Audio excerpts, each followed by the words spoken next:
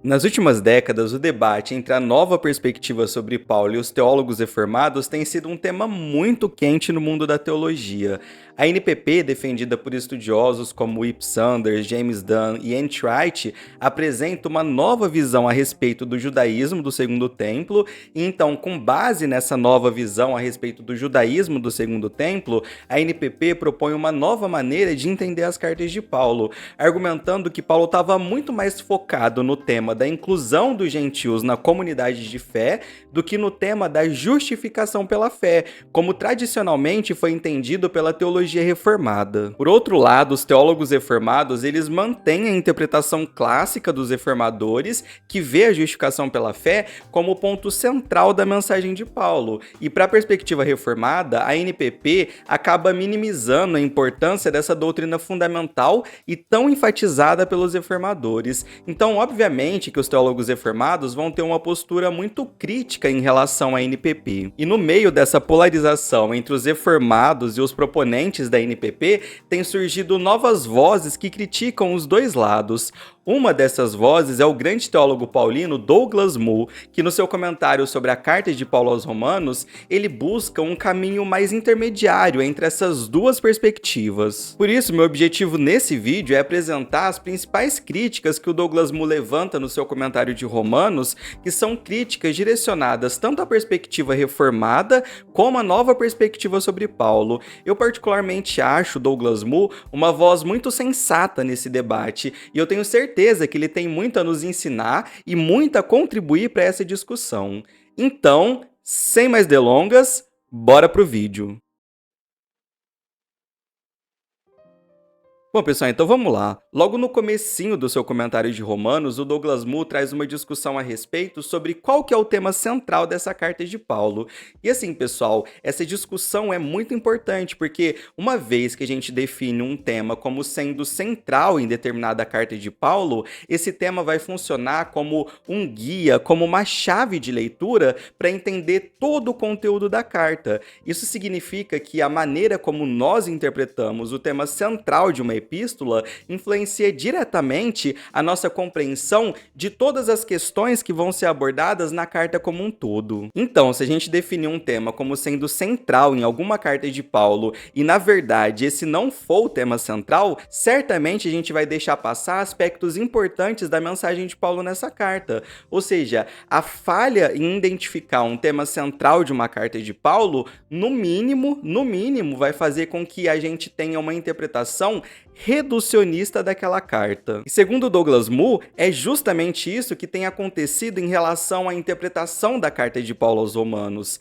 Ao longo da interpretação dessa carta na história do cristianismo, o Douglas Moo mostra no seu comentário que diferentes teólogos em diferentes tempos interpretaram o tema central da carta de Paulo aos Romanos de maneiras muito diferentes. E para ele, muitas dessas interpretações falharam em propor um tema, um assunto central para a carta de Paulo aos Romanos, que seja um tema abrangente o suficiente para dar conta de todos os pontos teológicos que Paulo levanta em Romanos. E aí, para o Douglas Moo, na atualidade, as duas perspectivas mais influentes em relação à interpretação da carta de Paulo aos Romanos, que é a NPP e a perspectiva reformada clássica, também falharam em apresentar um tema central que seja suficientemente satisfatório para abranger toda a complexidade e toda a riqueza teológica que Paulo traz em Romanos. Bom, feita essa breve introdução, o que eu quero fazer agora é apresentar com mais detalhes as críticas do Douglas Moo a essas duas perspectivas. Mas claro que para apresentar as críticas do Moo, primeiro eu preciso apresentar para vocês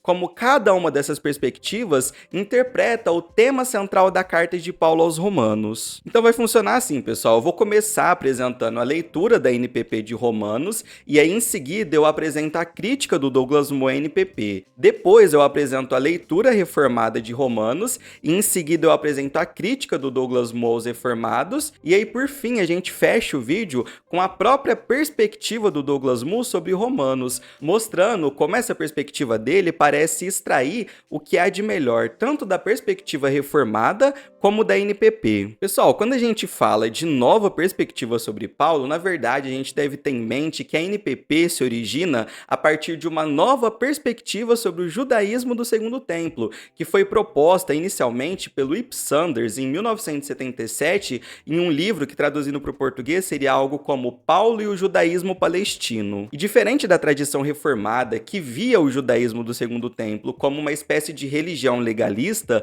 o Sanders, nesse livro, ao analisar a literatura do judaísmo do Segundo Templo, que inclui principalmente os manuscritos do Mar Morto e a literatura tanaíta, ele chegou à conclusão que o judaísmo dos dias de Paulo não era caracterizado pelo legalismo. Ou seja, o que ele está falando é que os judeus dos dias de Paulo não buscavam conquistar a aprovação de Deus pelos seus próprios méritos ao cumprirem as ordenanças da Torá. Em vez disso, o que o Ip Sanders argumenta é que o judaísmo do Segundo Templo era uma religião de nomismo pactual ou nomismo da aliança. Isso significa que para os judeus da época de Paulo, o relacionamento pactual deles com Deus era visto como um ato de pura graça. Ou seja, segundo Sanders, os judeus do Segundo Templo não acreditavam que podiam ganhar a eleição ou a salvação através das suas obras, porque eles entendiam que a salvação e a eleição eram resultados da graça de Deus. E aí, como um resultado dessa graça, os judeus da época de Paulo obedeciam à lei, não como um meio de ganhar a salvação,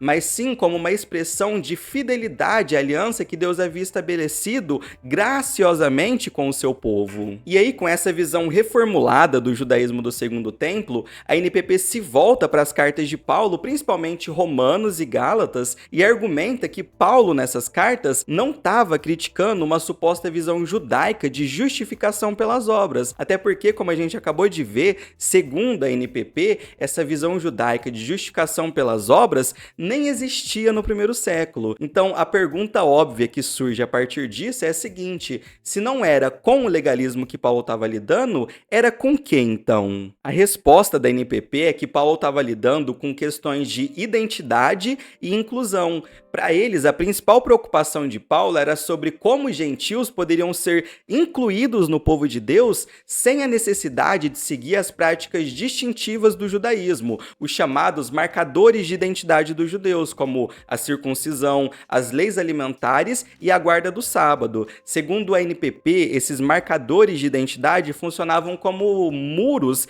que, de certa forma, protegiam a identidade do povo judeu. Ou seja, para a NPP, quando Paulo ataca o judaísmo do seu tempo, ele não está atacando uma visão judaica legalista, mas sim uma visão judaica exclusivista e nacionalista, que exigia dos gentios a adesão a essas práticas judaicas para que esses gentios fossem aceitos e reconhecidos como parte do povo de Deus. É como se esses judeus estivessem querendo impor sua identidade judaica como sendo um critério inegociável para a inclusão dos gentios na nova aliança. E aí, para a NPP, a questão central de Romanos e também de Gálatas é justamente a ideia de que Paulo defende com unhas e dentes a inclusão dos gentios na nova aliança, sem a necessidade da adesão a essas práticas judaicas específicas, a esses marcadores de identidade dos judeus. Ou seja, o ponto central de Romanos e Gálatas, segundo a NPP, não é sobre como seres humanos são salvos e justificados,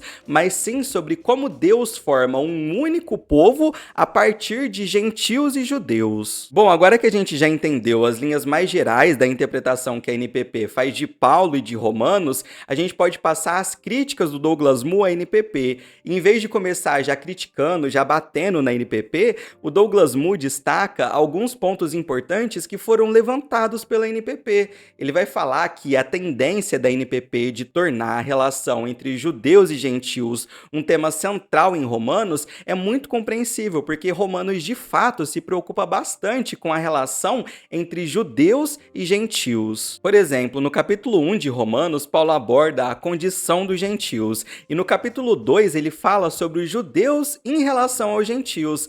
Além disso, nos capítulos 9 a 11, Paulo discute bastante a relação entre Israel e os gentios, explorando o papel tanto de Israel como dos gentios no plano de salvação de Deus. Já dos capítulos 14 a 16, Paulo também trata das questões práticas de convivência entre judeus e gentios na igreja romana. Enfim, Essas e outras passagens mostram que a inclusão dos gentios e judeus em uma mesma família de fé, em um mesmo povo, é de fato um tema muito importante em Romanos. Só que o Mo argumenta que colocar a relação entre judeus e gentios como o tema central de Romanos é um grande exagero por parte da NPP, porque como eu expliquei no começo, uma vez que a gente define um tema como central nas cartas de Paulo, isso vai guiar a nossa leitura de toda a carta. Então, por exemplo, o conceito de justificação trazido pela NPP é um conceito mais relacional, que vê a justificação em termos participativos,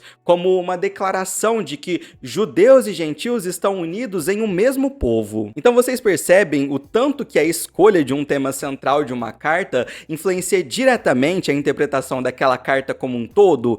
Como a NPP entende a inclusão dos gentios na nova aliança como tema central em Romanos, a perspectiva que eles apresentam sobre a justificação se torna muito mais relacional, enfatizando a questão da unidade entre gentios e judeus. Por isso, Douglas Moo vai falar que a tendência da NPP de enfatizar demais a relação entre judeus e gentios como tema central de Romanos faz com que a NPP acabe enxergando a maior parte dos temas teológicos de Romanos a partir de uma perspectiva relacional, de uma perspectiva comunitária. Mas, por exemplo, para o Douglas Moo, a justificação pela fé, apesar de ter aspectos relacionais, ela não pode ser reduzida apenas a isso. O Douglas Moo argumenta que a justificação tem um componente legal, um componente forense que a NPP negligencia.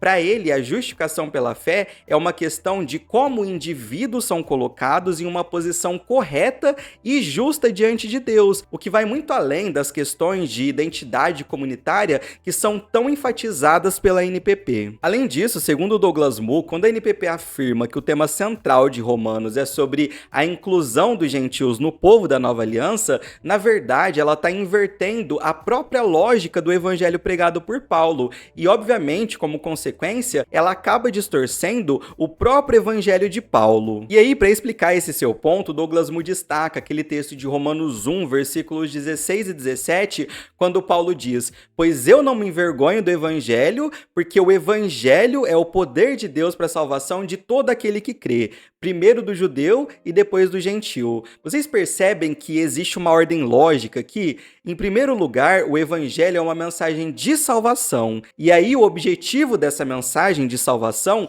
é alcançar todo aquele que crê, o que inclui judeus e gentios. Por isso, Douglas Moo vai falar que a NPP, ao afirmar que o tema central de Romanos é sobre a inclusão dos gentios e judeus no mesmo povo, ela está deslocando a ênfase do evangelho de Paulo. Em vez de focar na mensagem da salvação como a essência do evangelho, a NPP coloca a inclusão dos gentios como foco principal de Romanos, o que, segundo Douglas Moo, faz parecer que o evangelho é apenas uma mensagem sobre judeus e gentios formando o mesmo povo, o que, na perspectiva dele, eu concordo com ele, é um grande erro por parte da NPP. Em termos mais técnicos, o Douglas Moo afirma que, na leitura da NPP de Romanos, o evangelho acaba tomando uma forma mais sociológica, mais comunitária, enquanto para ele o evangelho é fundamentalmente uma mensagem soteriológica, ou seja, uma mensagem sobre salvação. Pessoal, sinceramente, eu acho essas críticas do Douglas Moo à NPP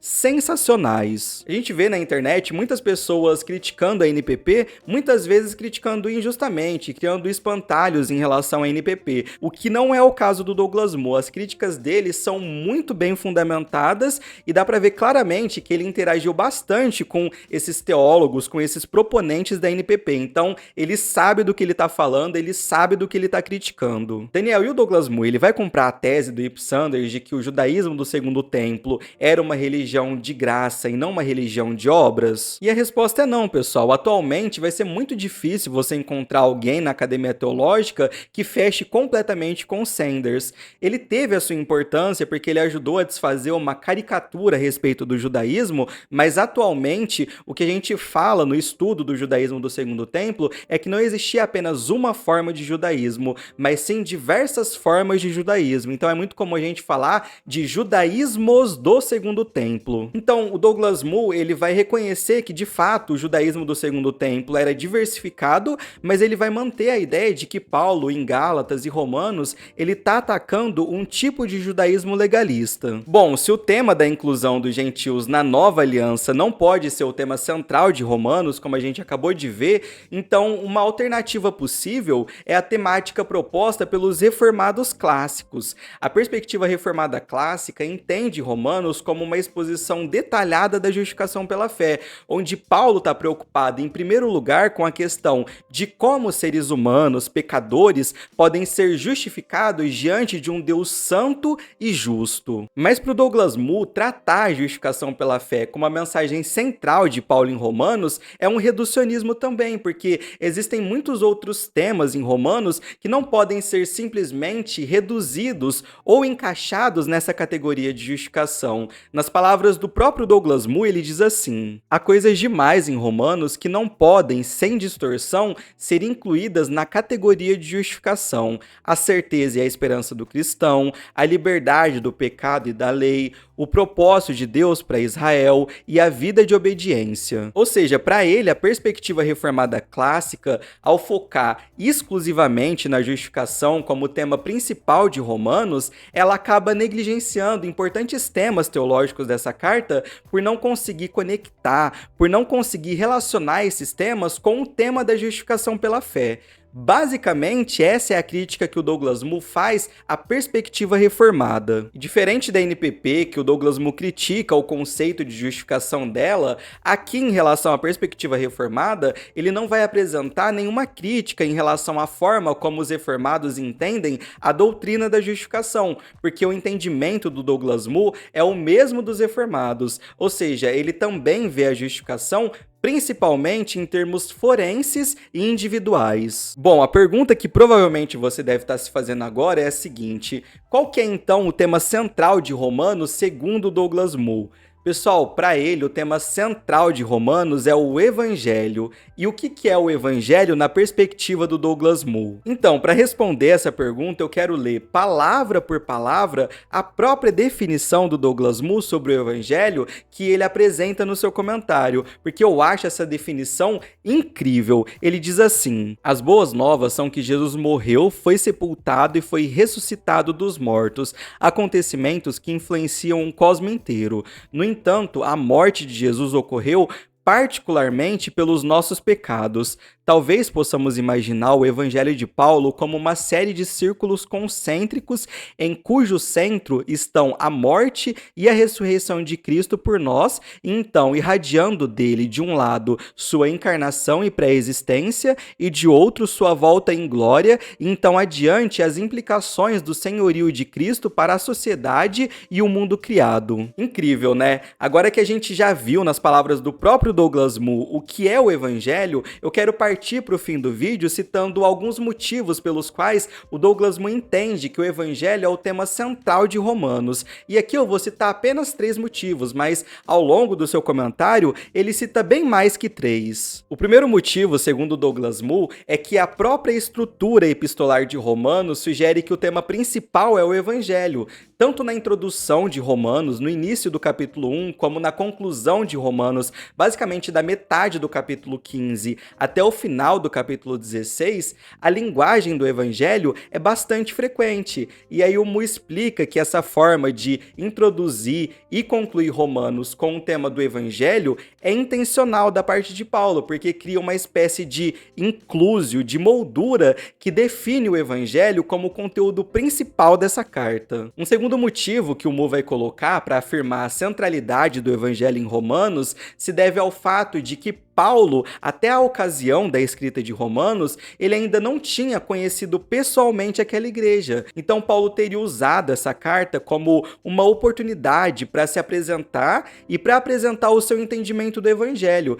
principalmente porque, como Douglas Moo vai sugerir no seu comentário, é muito provável que ali dentro da igreja de Roma havia opositores judeus que estavam distorcendo a mensagem de Paulo, o Evangelho de Paulo. Ou seja, ao escrever Romanos, Paulo queria garantir garantir que os cristãos em Roma compreendessem claramente o evangelho que ele pregava, sem as distorções feitas pelos seus opositores. Além disso, Paulo também planejava visitar Roma e ele esperava obter apoio financeiro dessa igreja para sua futura missão na Espanha. Portanto, expor seu evangelho era fundamental tanto para esclarecer qualquer mal-entendido em relação ao seu ministério e à sua mensagem, quanto para fortalecer os laços e a colaboração entre ele e a igreja em Roma. E o terceiro motivo que o Douglas Moo apresenta para afirmar que o evangelho é a mensagem central de Romanos é que o evangelho é um tema amplo o suficiente para unir todos os outros temas abordados em Romanos.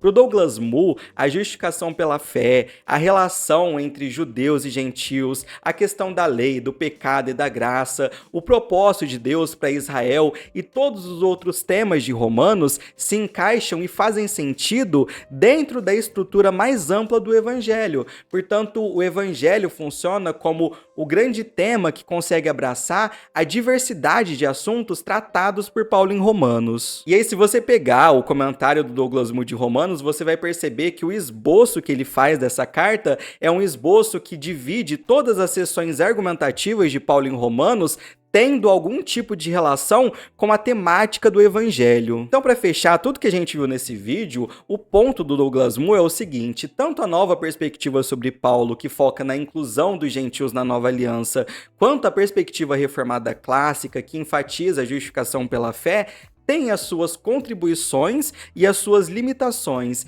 E como a gente acabou de ver, a proposta do Douglas Moo é que a centralidade do evangelho é capaz de abranger e integrar esses temas da inclusão dos gentios, da justificação pela fé e de muitos outros temas de Romanos de maneira mais satisfatória, de maneira mais orgânica, o que acaba trazendo pra gente uma visão mais completa e mais coerente da mensagem global de Paulo em Romanos. Claro que se fosse pra gente colocar o Douglas Moo em um espectro entre os reformados clássicos e os proponentes da NPP, ele estaria bem mais pro lado dos reformados clássicos. Tanto é que vocês perceberam que as críticas do Douglas Moo à NPP são mais pesadas do que as suas críticas aos reformados.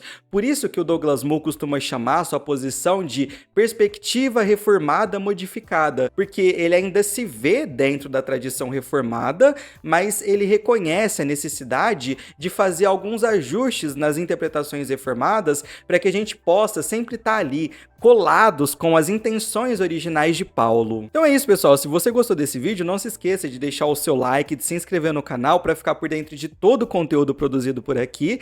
Eu vou ficando por aqui, que Deus abençoe cada um de vocês e até a próxima.